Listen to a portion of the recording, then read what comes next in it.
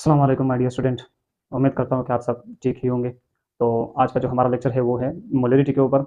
इससे पहले वाले लेक्चर में हम मोल फ्रैक्शन के बारे में पढ़ चुके हैं और मोल फ्रैक्शन के साथ-साथ हम पार्ट्स पर मिलियन, पार्ट्स पर बिलियन, पार्ट्स पर ट्रिलियन की भी बात कर चुके हैं और उसके साथ-साथ न्यूमेरिकल्स भी काफ़ी खूबसूरत से न्यूमेरिकल कर चुके हैं। तो आप लोगों ने उम्मीद करता हूँ कि वो देखा होगा। आज हम इंशाल्लाह मोलरिटी को देखते हैं कि मोलरिटी क्या होती है। तो पहले हम इसको डिफाइन करते हैं कि the number the number of moles of solute present in 1 liter solution is called molarity of that solution. The number of moles of solute present in 1 liter solution is called the number of moles of solute present in 1 liter solution is called molarity of that solution है। ये molarity जो है ये भी एक concentration term है और इसको हम रिप्रेजेंट करते हैं। इसको हम किससे रिप्रेजेंट करते हैं? कैपिटल एम से। और इसका जो मैथमेटिकल फार्मूला होता है वो क्या होता है? Molarity is equal to number of moles of solute divided by volume of solution in dm cube या लीटर। मोलरिटी किसके बराबर होती है? Molarity is equal to number of moles of solute divided by volume of solution in a decimetre cube. तो आइए इसके लिए कुछ न्यूमेरिकल्स करते हैं। तो नंबर 1 जो हमारा न्यूमेरिकल्स है यानी क्वेश्चन है वो क्या है कि find the molarity of 500 cm cube aqueous solution containing 50 ग्राम 50 नहीं 40 हम लेते 40 ग्राम ऑफ सोडियम हाइड्रोक्साइड। कहते हैं कि एक सोल्यूशन है आपके पास जिस सोल्यूशन का वॉल्यूम टोटल कितना है 500 सीएम क्यूब और इसमें इन्होंने एक सॉल्यूट डाला हुआ है। सॉल्यूट कौन सा? Sodium hydroxide. और इसका कितना मिकदार डाला हुआ है? 40 ग्राम। अब आप क्या करें? इसके मोलरिटी मालूम करें। तो आपको पता है कि मोलरिटी किसके बराबर होती है? Molarity is equal to number of moles of solute divided by volume of solution in DM cube. तो पहले हमें number of moles of solute को मालूम करना है। Number of moles of solute यानी number of moles of sodium hydroxide बराबर हो जाएगा।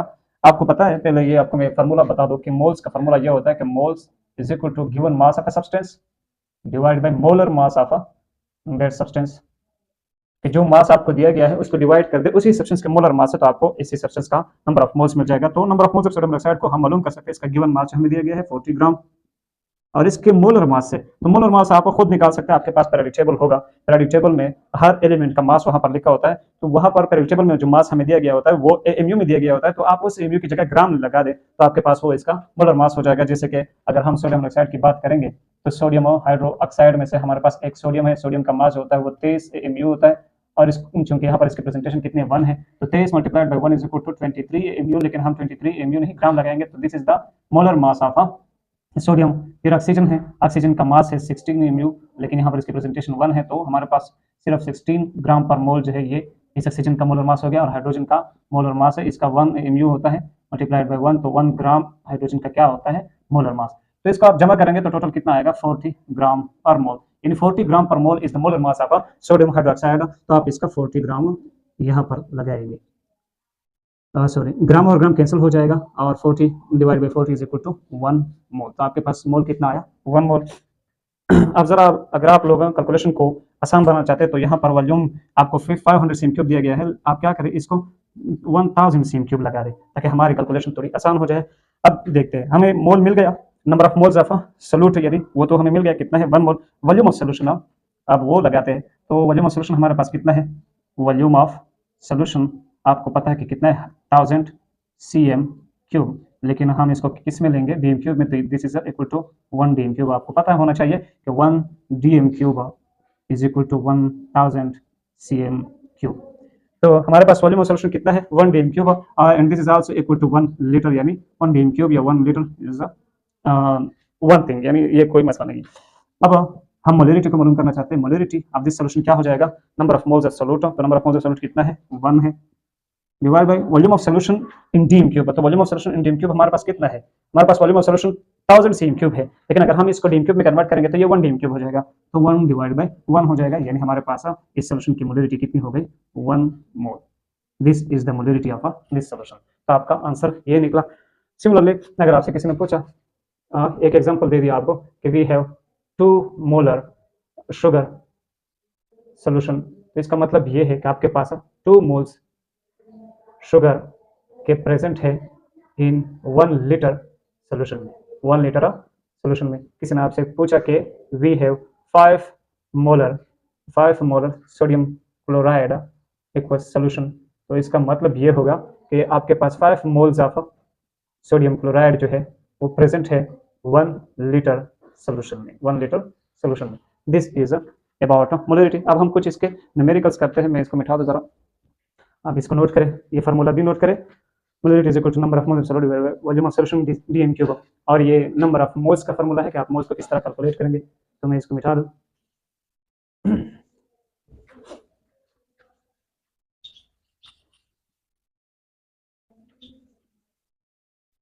अब हम आगे जाएंगे और कुछ खूबसूरत से न्यूमेरिकल्स करेंगे, यानी थोड़े टफ से न्यूमेरिकल्स। ये वाले न्यूमेरिकल्स तो हम 9th में भी कर चुके हैं, तो अब हम फर्स्ट ईयर में आ चुके हैं, और फर्स्ट ईयर में ये थोड़े हम मतलब टफ से न्यूमेरिकल्स करते हैं। तो हमारे पास जो दूसरा न्यूमेरिकल्स होगा, पहला न्यूमेरिकल्स हम कर चुके हैं, वो ये है कि find the molarity of 20% weight by weight aqueous solution of HNO3 if density of a solution is 1 gram per milliliter. Find the molarity of 20% weight by weight aqueous solution of HNO3 यानी nitric acid if density of solution is 1 gram per milliliter। अच्छा, तो अब आपको given data निकालना है कि आपको क्या क्या दी गई है। 20% weight by weight aqueous solution दी गई है, किसका? Aqueous solution of sodium nitric acid का, HNO3 का। और इसका मतलब यह है 20% weight by weight aqueous solution of HNO3 का मतलब यह है कि आपको 20 ग्राम HNO3 दी गई है, यानी 20 ग्राम HNO3 प्रेजेंट है 100 ग्राम ऑफ सॉल्यूशन में। तो यहाँ से आपको मास ऑफ नाइट्रिक एसिड मिल गया और मास ऑफ सॉल्यूशन मिल गया। मास ऑफ नाइट्रिक एसिड यानी नाइट्रिक एसिड कौन है? सॉल्यूट है, यानी मास ऑफ सॉल्यूट मिल गया, जिससे आप number of moles of solute निकालेंगे, और मास ऑफ सॉल्यूशन मिल गया। तो मास ऑफ सॉल्यूशन, अच्छा, और मास ऑफ सॉल्यूशन और डेंसिटी को आप इस्तेमाल करके वॉल्यूम ऑफ सॉल्यूशन भी निकाल सकते हैं, वो फिर हम आगे देखेंगे। एक चीज तो आपको ये दी गई है, दूसरा आपको क्या दी गई है? डेंसिटी ऑफ सॉल्यूशन, वो कितना है? 1 ग्राम पर मिलीलीटर। और रिक्वायर्ड क्या है? मोलरिटी रिक्वायर्ड है। अब आपको पता है कि मोलरिटी क्या होती है? Molarity is equal to number of moles of solute divide by volume of solution in dm cube. तो number of moles of solute हम निकालेंगे किससे? जो हमें मास दिया गया है इनसे। Number of moles of solute हमें पता है is equal to mass of solute, mass of solute, क्योंकि हम number of moles of solute निकालना चाहते हैं तो मास ऑफ सॉल्यूट ही लगाएंगे यहाँ पर। मास ऑफ सॉल्यूट कितना है? 20 ग्राम, और इसी ही सॉल्यूट का फिर मोलर मास कितना है? वो है हमारे पास 63 ग्राम। आप कैलकुलेट कर सकते हैं खुद ही, 63 ग्राम पर मोल। मैं इसको कैलकुलेट करूं कि 20 डिवाइडेड बाय 63, यह आएगा 0.3 मोल्स। तो आपके पास number of moles of solute कितने आ गए? 0.3 मोल अप्रॉक्सीमेटली। ठीक है, एग्जैक्टली ये नहीं है, अप्रॉक्सीमेटली कुछ आगे पीछे है, मतलब इशारे में कुछ पॉइंट्स है, आप वो भी देख सकते हैं जब आप कैलकुलेटर यूज करेंगे। तो हमारे पास number of moles of solute ये आ गए। अब हमें एक और चीज भी चाहिए, वॉल्यूम ऑफ सॉल्यूशन, जबकि हमें क्या दिया गया है? मास ऑफ सॉल्यूशन। तो हम डेंसिटी और इस मास ऑफ सॉल्यूशन का इस्तेमाल करके हम वॉल्यूम ऑफ सॉल्यूशन निकाल सकते हैं। किस तरह? यहाँ पर देखते हैं। Density of solution is equal to 1 gram, और हमें पता होता है कि डेंसिटी किसके बराबर होती है? Density is equal to mass divide by volume. Mass per unit volume is equal to density. तो यहाँ से, यानी मास तो हमारे पास है, डेंसिटी भी है, वॉल्यूम को निकालते हैं, वॉल्यूम ऑफ सॉल्यूशन को। तो वॉल्यूम ऑफ सॉल्यूशन बराबर हो जाएगा density of solution, sorry mass of solution, mass of solution divide by density of solution. Mass of solution कितना है? 100 ग्राम है, और volume, sorry, density of solution कितनी है? 1 ग्राम पर मिलीलीटर है, 1 ग्राम पर मिलीलीटर। तो यहाँ से हम क्या कर सकते हैं? ग्राम और ग्राम को कैंसिल करते हैं, और आंसर क्या आता है? 100 मिलीलीटर। तो हमें मिल गया volume of solution. Volume of solution कितना है? वॉल्यूम ऑफ सॉल्यूशन हमारे पास है 100 मिलीलीटर, और इसको जब हम डीएम क्यूब में लेंगे तो ये 0.1 डीएम क्यूब हो जाएगा, क्योंकि आप क्या करेंगे? डीएम क्यूब में कन्वर्ट करने के लिए आप इसको 1000 से डिवाइड करेंगे, तो आपको 0.1 डीएम क्यूब मिल गई वॉल्यूम ऑफ सॉल्यूशन। अब आप मोलरिटी मालूम कर सकते हैं। Molarity of solution is equal two moles absolute कितने हैं 0.3 divide by volume of solution कितनी है 0.1 डीएम क्यूब, या इसको आप लीटर भी लिख सकते हैं, क्या लिख सकते हैं लीटर, और ये क्या है मोल्स है।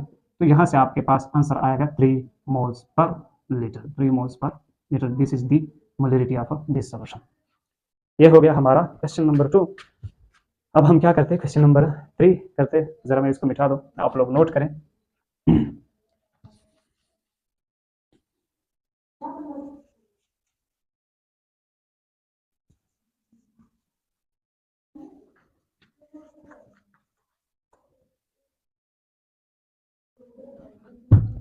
क्वेश्चन नंबर 3, क्वेश्चन नंबर 3 क्या होना चाहिए, find the molarity of water if density is 1 gram per milliliter।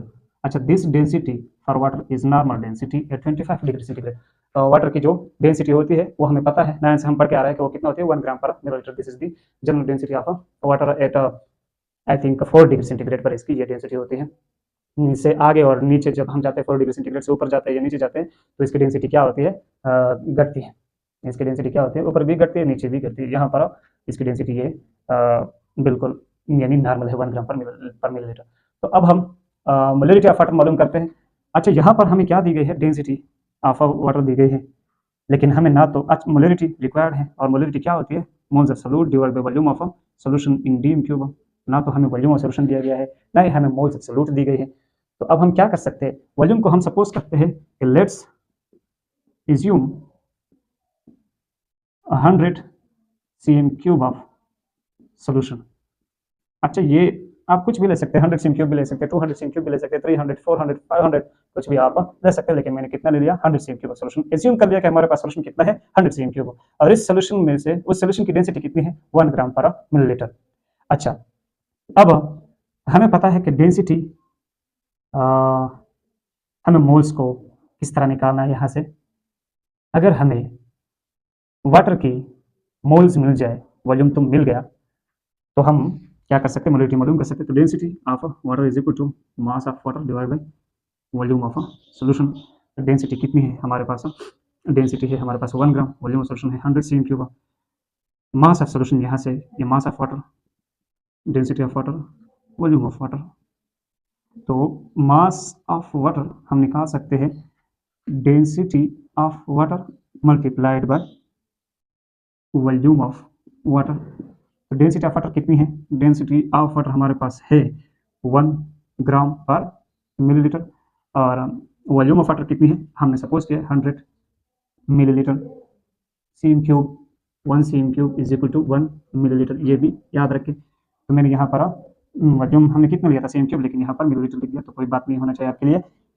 Mass of water कितना आया, मास ऑफ वाटर हमारे पास आया 1 मल्टीप्लाइड बाय 100, तो 100 ग्राम, 100 ग्राम आया, क्योंकि मिलीलीटर मिलीलीटर कैंसिल हो जाएंगे। तो मास ऑफ वाटर हमने निकाल दिया। अब मास ऑफ वाटर आपको मिल गया, तो मास ऑफ वाटर से आप number of moles of water निकाल सकते हैं। किस तरह, मोल्स ऑफ वाटर का फार्मूला आपको पता है, मोल्स किस तरह निकालते हैं, मास ऑफ दैट सब्सटेंस। तो मास ऑफ वाटर कितना है हमारे पास 100 ग्राम गिवन मास, और मोलर मास ऑफ वाटर हमारे पास है 18 ग्राम पर मोल। या आप खुद कैलकुलेट कर सकते हैं H2O में, H2O का टोटल मास कितना बन सकता है मोलर मास, तो आप खुद निकालेंगे। ग्राम और ग्राम कैंसिल, 100 को जब आप 18 से मल्टीप्लाई करेंगे तो आंसर क्या आएगा, जरा यहाँ पर हम देखते हैं 100 डिवाइड बाई 18, तो मैं क्या कर लूँ 16 6 96 18 5 5, चलो मैं कैलकुलेटर यूज़ करता हूँ यार, मेरी कैलकुलेशन थोड़ी वीक है। तो यहाँ पर 100 डिवाइडेड बाय 18 ताकि आपकी टाइम बच जाए 5.55 आ रहा है, 5.5555 इस तरह बहुत एक लंबी वैल्यू आ रही है। मैंने बस सिर्फ 3 ही लगा दिए। हमारे पास मोल्स ऑफ वाटर मिल गए, वॉल्यूम ऑफ सॉल्यूशन भी है हमारे पास कितना है 100 cm क्यूब। अब मोलरिटी निकालते हैं, molarity is equal to number of moles of solute कितना है हमारे पास 5.555, और वॉल्यूम ऑफ सॉल्यूशन कितनी है 100 cm क्यूब है, 100 cm cube.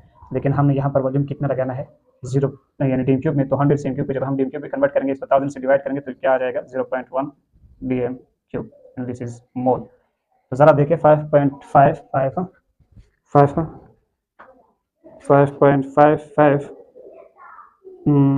Divided by 0.1 55.5 this is the molarity of water. तो आपको पता है कि ये वाली मोलरिटी जो है ये बहुत बार पूछा गया है हमारे केपी कमीशन वाले जो टेस्ट होते हैं उसमें भी कि what is the molarity of water when its density is 1 ग्राम पर मोल। तो जब भी डेंसिटी की बात 1 ग्राम की गई हो तो आपने फौरन क्या करना है 55.55 मोलरिटी लगानी है। दिस इज वेरी फेमस, आपने इसको नोट करना है अकॉर्डिंग टू सीक्यूज, यानी जो एमसीक्यूज आते हैं एमडीकेट वाले में और हमारे ईटा वाले में और फिर हमारे केपी कमीशन वाले में से ये वाले एमसीक्यूज बहुत बार पूछा गया है कि what is the density of water what is the molarity of water when its density is 1 ग्राम पर मोल। और याद रखें कि जब भी डेंसिटी चेंज होगी मोलरिटी भी चेंज होगी। डेंसिटी यही है तो मोलरिटी वाटर की यही होगी जो हमें अब नजर आए। इसके साथ हम कुछ और क्वेश्चन भी कर लेते हैं, आप लोग इसको नोट करें।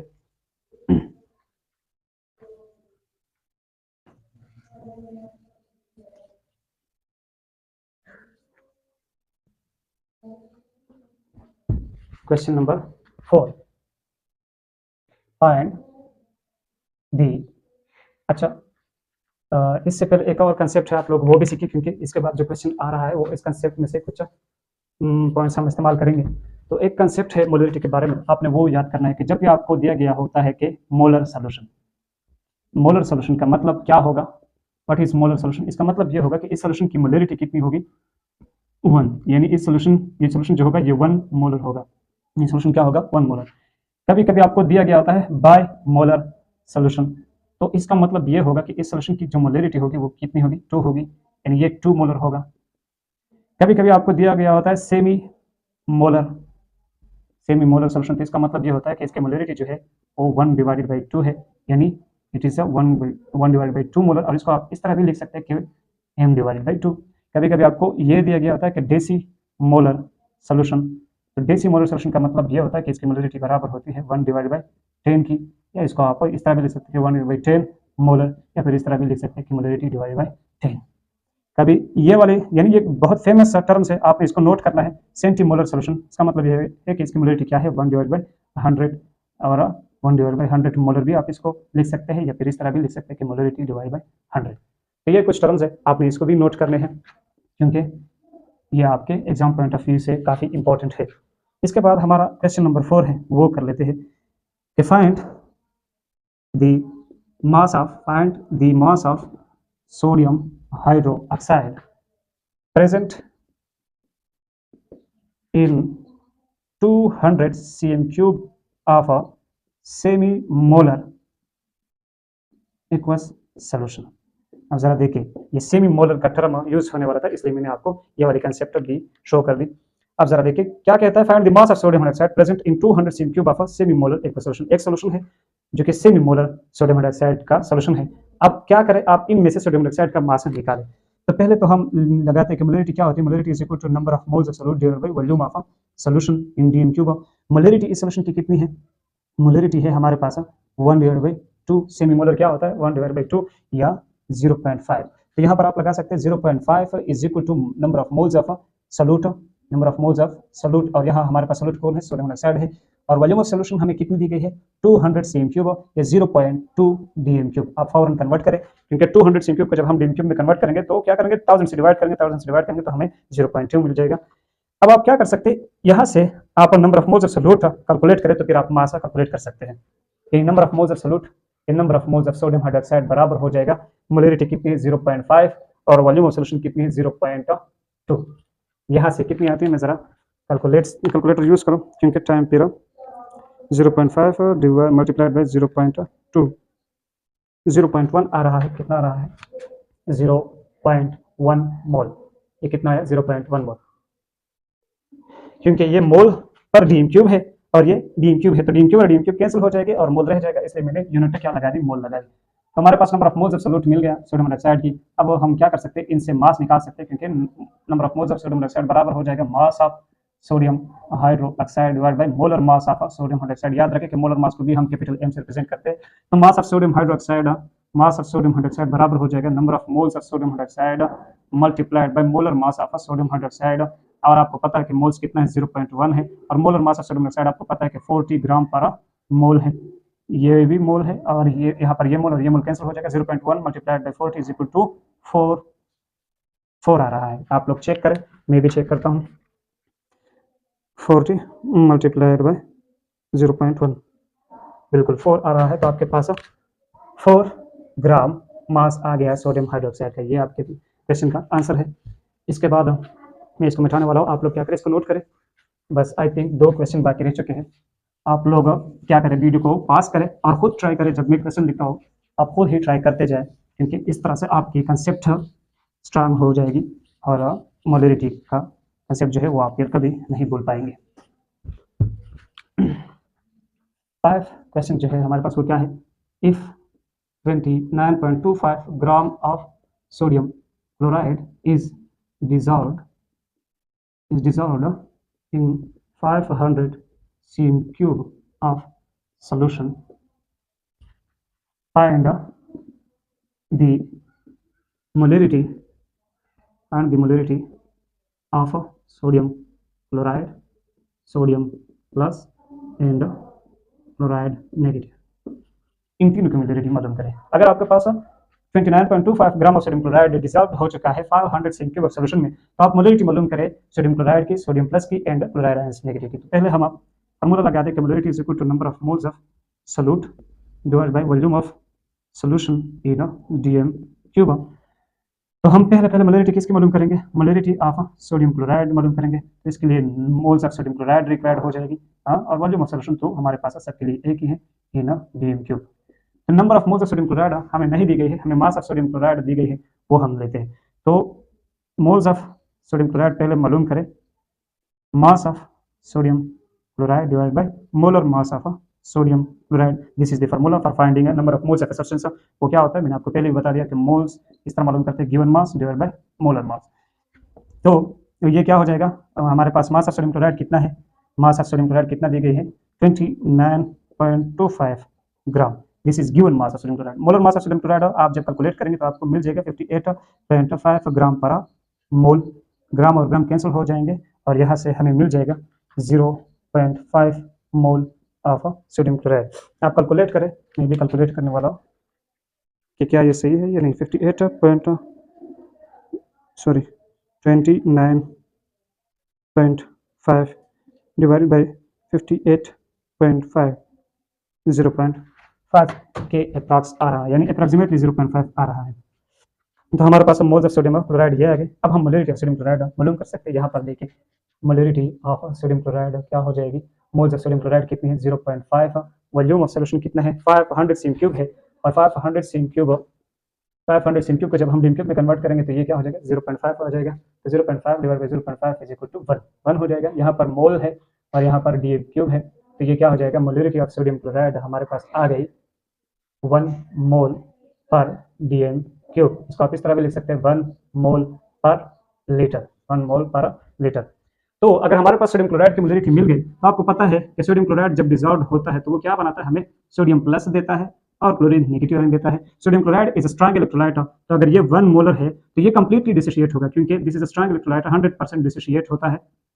100% ये क्या होता है, डिसोसिएट होता है। तो हमें क्या मिल गया, 1 मोलर सोडियम क्लोराइड भी मिलेगा और 1 मोलर सॉरी 1 मोलर यानी मोलरिटी ऑफ 1 मोल ये मिलेगा। अगर 1 मोल ये है, 1 मोल पर डीएम क्यूब ये है, तो 1 मोल पर डीएम क्यूब ये भी मिलेगा और 1 मोल पर डीएम क्यूब ये भी मिलेगा, यानी इसकी भी मोलरिटी 1 हो जाएगी और इसकी भी मोलरिटी 1 हो जाएगी, क्योंकि हमारे पास सोडियम क्लोराइड क्या है, इज अ स्ट्रांग इलेक्ट्रोलाइट। तो आपको मिल गया मोलरिटी ऑफ सोडियम प्लस जो कि कितनी है 1 मोलर है, मोलरिटी ऑफ क्लोरीन नेगेटिव वो भी कितनी मिल गई 1 मोलर, क्योंकि आपके पास मोलरिटी ऑफ सोडियम क्लोराइड कितनी थी 1 molar. This is the answer of this question.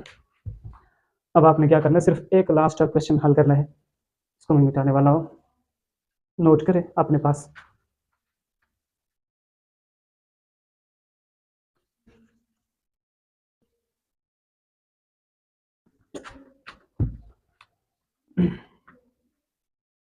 Find question number 5 हमारे पास ये क्वेश्चन नंबर 5 है 6 है, चलो आप लोग देखें।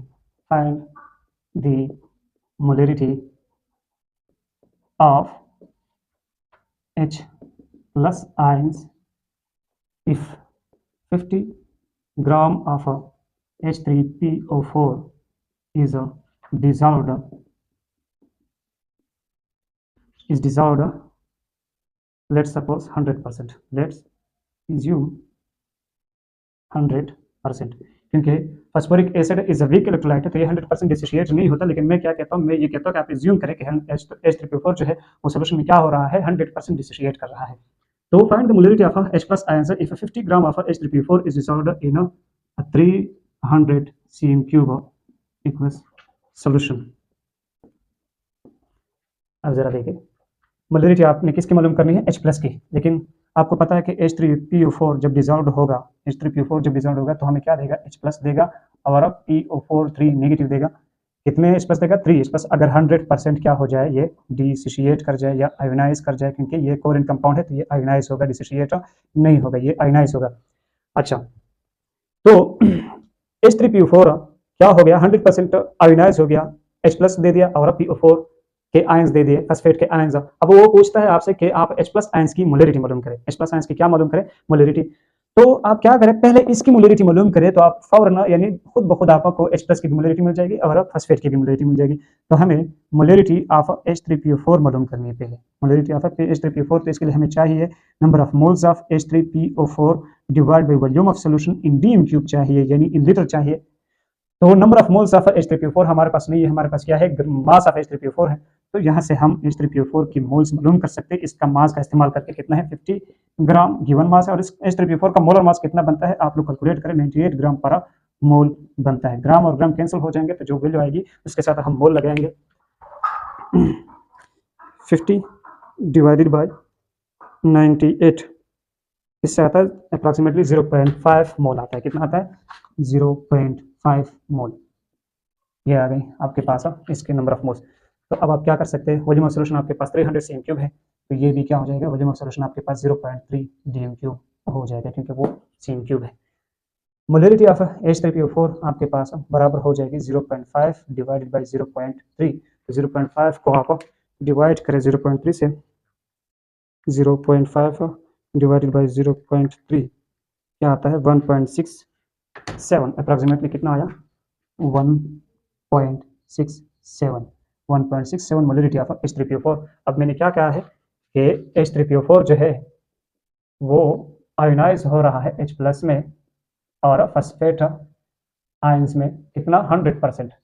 यानी अगर ये 1.67 मोलर है तो फिर ये भी कितना हो जाएगा, 1.67, और ये भी कितना हो जाएगा, 1.67। लेकिन यहाँ पर इसके साथ 3 भी लिखा हुआ है, यानी 3 मल्टीप्लाइड करेंगे।